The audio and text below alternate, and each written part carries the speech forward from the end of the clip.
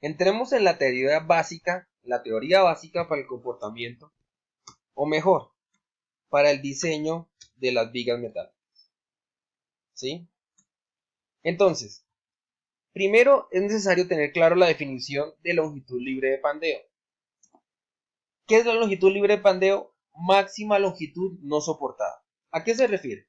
Si yo tengo una viga como esa que se muestra en la figura, la viga, por su tendencia geométrica, al someterse a flexión, ella tiende a salir de su eje, se desplaza y rota con respecto a su eje y no se mantiene en su posición cuando sucede la flexión.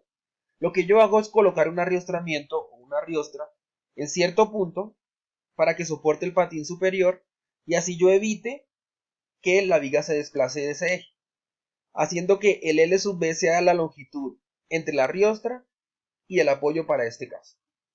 Veamos a manera de ejemplo, aquí tenemos un entrepiso metálico, vemos unas vigas y unas viguetas.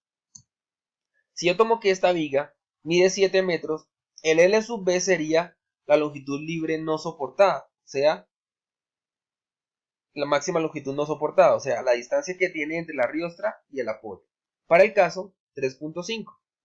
Por ejemplo, para esta viga, entonces tenemos tres viguetas intermedias que además son elementos pequeños, no se necesita que sean muy grandes para soportar el patín. Una vez lo tiene soportado, pues ya hace el efecto que queremos, que es evitar el desplazamiento lateral. Para este caso tenemos que es 8 metros, por lo tanto el L sub B sería de 2 metros, ya que me divide la viga en 4 espacios. Miramos en qué consiste la analogía con respecto a la compresión. Como antes en clase ya habíamos estudiado cómo era el comportamiento a compresión de la viga, entonces nos queda más fácil adaptarlo a cómo sería el comportamiento a flexión. Para eso miremos dos gráficos. Una que va a tener la carga axial con respecto a la longitud y otro que va a tener el momento con respecto a la longitud. Entonces, ¿cómo era el comportamiento? Teníamos una curva teórica de panteo de Euler. Esta curva, resumiendo, también la tenemos similar en el punto de vista de la flexión. Pero entonces, ahora, si miramos a manera de resumen, la de compresión consistía en que yo tengo una carga axial que me va presionando el elemento y este se desplaza lateralmente saliendo de su plano, una distancia que para el dibujo es delta. Entonces, este es un pandeo elástico de la sección. ¿Qué sucede hasta cierta parte? Ya después el elemento no puede seguir pandeando porque es muy pequeño, se hace una longitud muy corta y él empieza a comprimirse. Entonces ya da otro comportamiento diferente que es de compresión. En el límite de los dos se tiene una longitud límite que está asociada con la carga crítica. Entonces las condiciones de pandeo lateral serían antes o mejor después de la longitud límite ya tenemos un comportamiento elástico que es donde el elemento pandea y normalmente regresa a su condición inicial. Y después tendríamos un comportamiento inelástico, que es donde los elementos se comprimen literalmente. O sea, ellos no pueden pandear, entonces asumen todas las cargas de compresión y empiezan a deformarse. En el lado de la flexión sucede algo muy similar con el pandeo lateral. Tenemos una zona teórica donde el comportamiento es elástico y está limitado con una longitud R y asociado a un momento R. Como habíamos dicho antes, lo máximo que puede tener el elemento es el momento plástico. Por lo tanto, me marca un límite en la gráfica que sería el límite plástico. Entonces, marcado también por una longitud de plastificación y por lo tanto me marca una zona plástica. Entonces tenemos en la zona elástica, comportamiento completamente elástico, como hemos dicho antes, donde apenas una superficie o menos está en fluencia. Es el comportamiento elástico.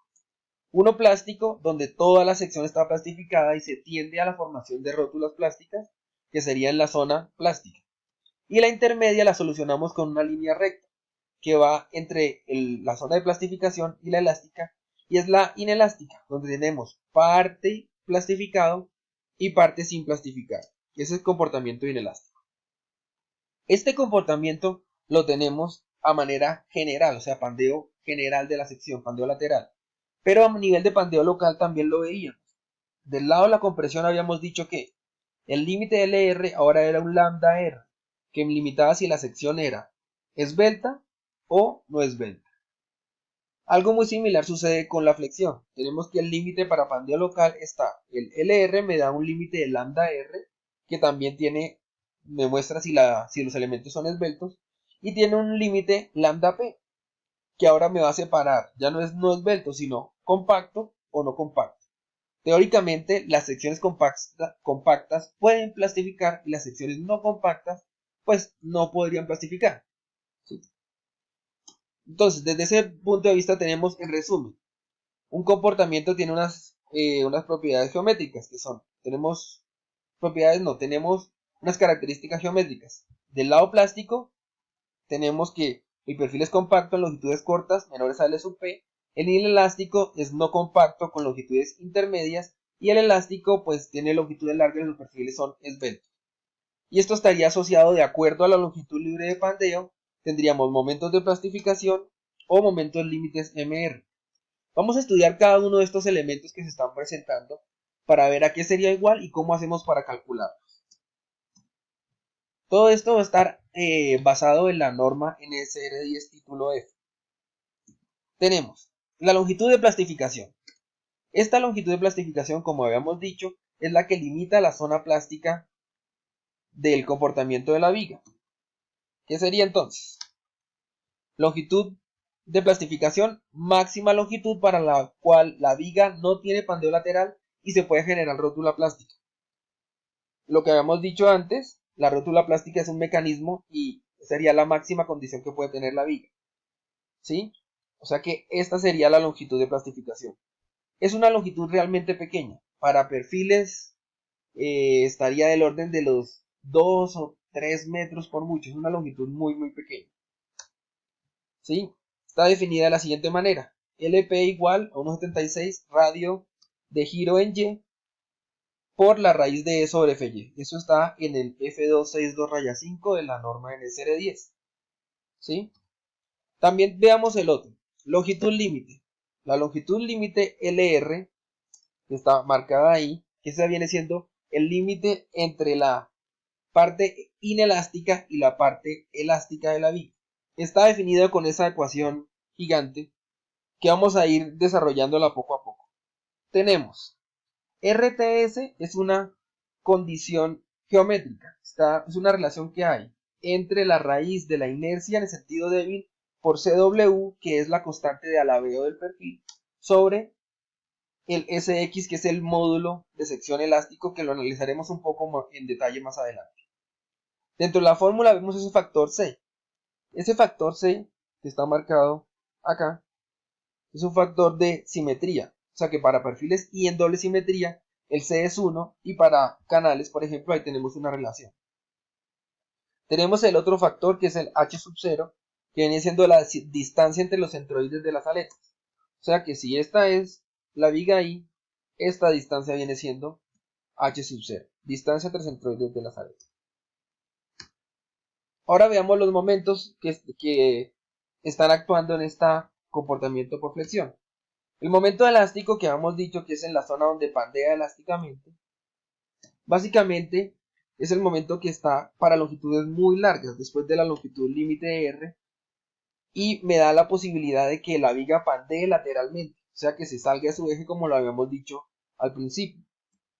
Entonces, esta ecuación es esta ecuación que aparece ahí, que esta se encuentra claramente explicada en el libro de Timoshenko del 61. Entonces, para los que quieran curiosearlo, yo les voy a subir el libro entero. Es un libro muy bonito, trae muchas explicaciones del comportamiento elástico y ahí se los dejo para los que lo curioseen un buen rato. Muy interesante esa demostración. Tenemos el momento inelástico, que viene siendo como el de la zona intermedia, que está ahí marcado. Entonces es un momento de transición entre el plástico y el elástico. Básicamente, ¿qué es? Yo tengo la gráfica, lo que habíamos dicho, la curva teórica, hasta aquí llega la parte elástica, hasta aquí está la parte plástica, ¿sí? Y tenemos longitud de plastificación, lo que quiere decir que este punto es LP, MP, un plano cartesiano común y corriente. Y el punto de abajo estaría asociado a MR y a la longitud límite LR. Por lo tanto, este otro punto es LR y MR.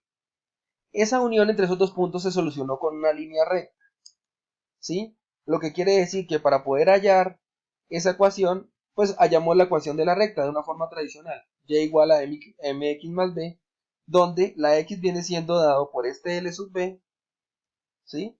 Y asociado con un MN. Entonces ahí yo podría hallar la ecuación de la recta. Esto lo pueden hacer muy fácilmente para que sigan de curiosos mirando cómo funcionan las ecuaciones, ¿sí? Ahora vamos a continuar con el momento plástico. Este momento plástico es el que habíamos definido como el máximo posible que puede tener la viga. Máximo posible. Está ahí en la parte superior. De la mecánica clásica tenemos que el esfuerzo elástico, vamos a partir de ahí, del elástico, que es el que conocemos, viene siendo my sobre i, como lo habíamos dicho antes. Por lo tanto, el momento es F por I sobre Y. Ahora, la definición, vamos a definir el modo de sección elástico. El modo de sección elástico es la inercia sobre el Y. O sea que tendríamos que el esfuerzo es el momento sobre S y por lo tanto el momento es el esfuerzo por el S. Aquí estamos definiendo la parte elástica. Si esto es módulo de sección elástico. Vamos ahora a pasarnos a la parte plástica de una forma análoga. Entonces, si el elástico es de esta forma, los máximos elásticos son de esta forma, que viene siendo ya no un esfuerzo cualquiera, sino Fy, el máximo elástico Fy, o sea que fluye igual al momento sobre el Sx, y tenemos que el momento máximo elástico es Fy por Sx, entonces el plástico viene siendo momento plástico igual al Fy por un Zx. Este Zx lo vamos a definir como módulo de sección plástico de la sección. ¿Cómo estaría? Si aquí estamos diciendo que el elástico depende de unas propiedades que son geométricas, este plástico también dependería de unas propiedades geométricas. Vamos a ver cuáles son. Entonces, si miramos el comportamiento plástico de la sección, tenemos los esfuerzos a lo largo de todo el elemento, se genera una compresión y una tensión en la parte de abajo, ¿sí? Tenemos que para el momento que se genera es esa fuerza por esta distancia que viene siendo este brazo que vamos a llamar A.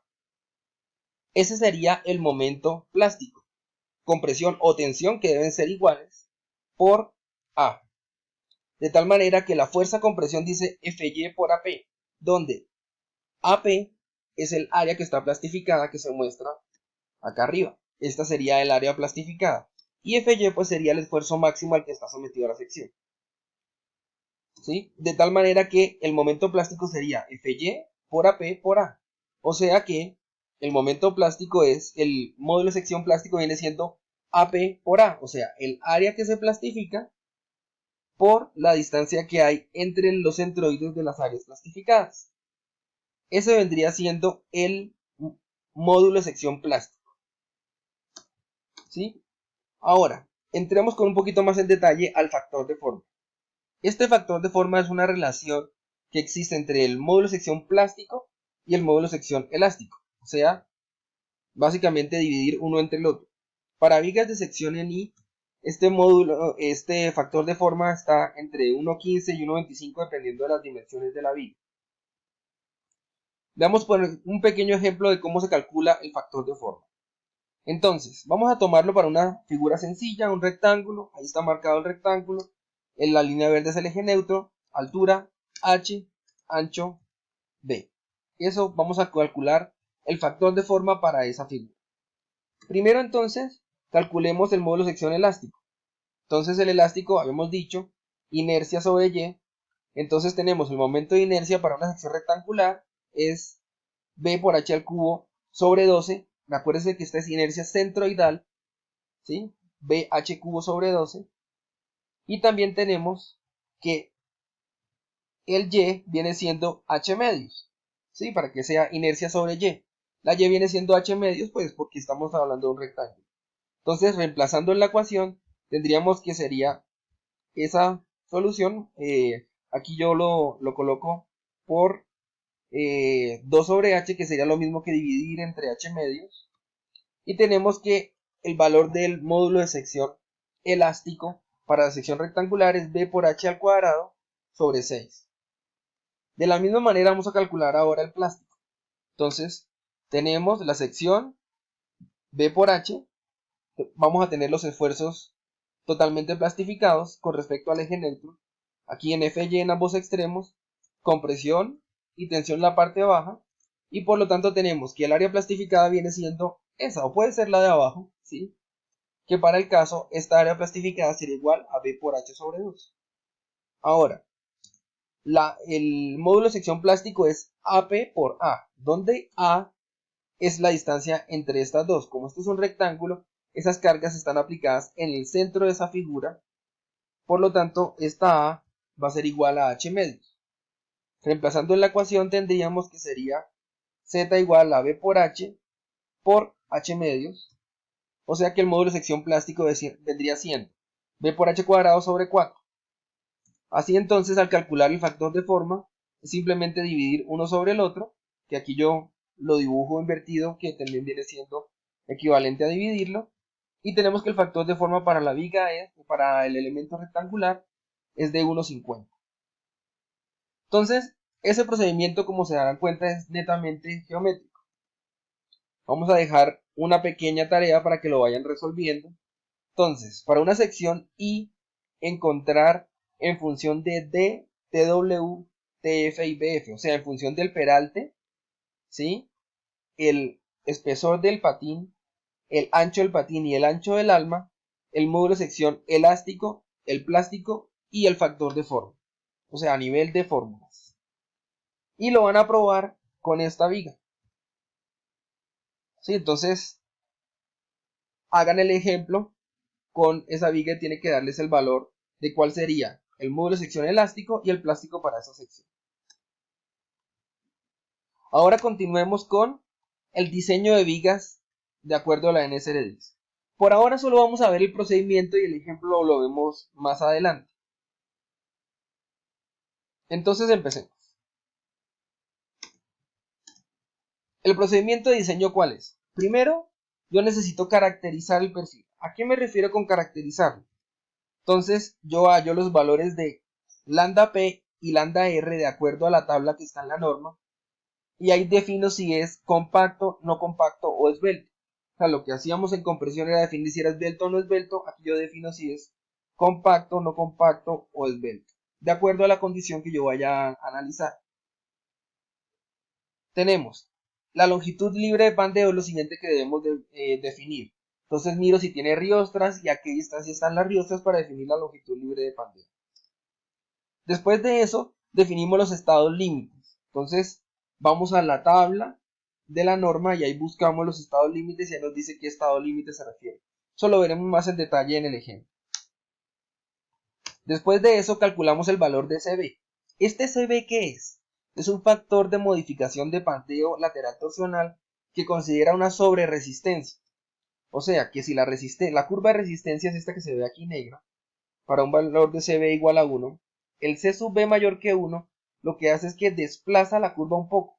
O sea que si yo tengo una viga de 10 metros, que antes me resistía aquí, qué sé yo, unos 45 toneladas por metro, ¿sí? Al multiplicarla por un CB mayor, ya la resistencia se aumenta hasta por acá 60. Eso es lo que vamos a hacer con ese CB, ese es el concepto. Lo veremos en detalle en el ejemplo, insisto. Tiene una forma de calcularlo, y aquí es importante encontrar que este parámetro RM es un factor de simetría. Este nos va a variar de acuerdo al tipo de sección transversal con la que vayamos a trabajar. Entonces, para el procedimiento de diseño, es importante ver que vamos a utilizar todas las condiciones que se presentan. O sea, dónde estará localizado, si el L sub B estará para momento de plastificación, si estará para momento inelástico o para momento de la zona elástica. De eso se va a definir cada estado límite. O sea, es diferente el estado límite plástico al estado límite elástico. O sea, que cada estado límite me va a definir el comportamiento que yo voy a tener en la viga. Y después de eso yo calculo el índice de sobreesfuerzo, que viene siendo el momento último dividido entre phi por el momento resistente, y eso tiene que ser menor que 1. Importante, el momento último es resultante del análisis estructural. Después de haber mayorado las cargas y haber cargado el elemento, yo hago el análisis estructural y de ahí obtengo el momento último.